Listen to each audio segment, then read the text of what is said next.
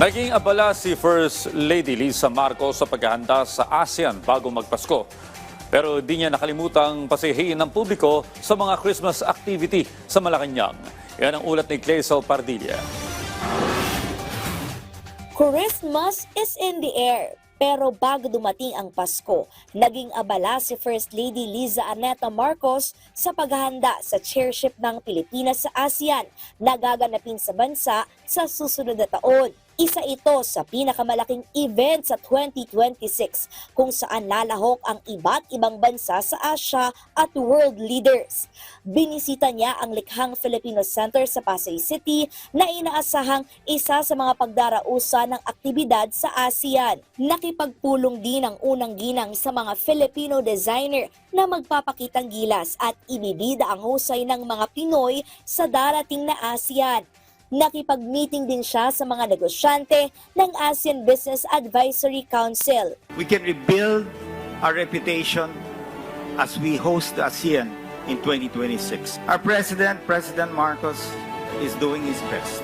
He has a fantastic First Lady. Ininspeksyon din ni First Lady Liza Aneta Marcos ang Pasig River Esplanade matapos ang rehabilitasyon nito.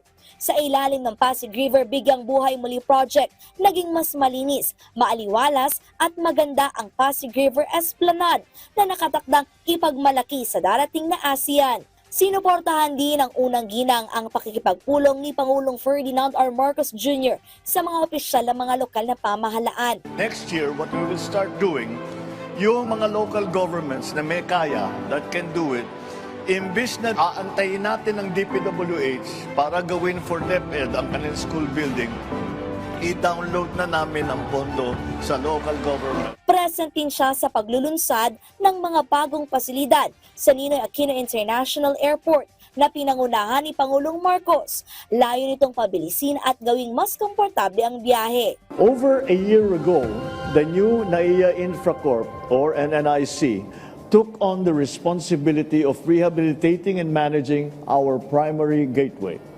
The goal was clear: transform the Manila International Airport into an airport that works always with the passengers in mind.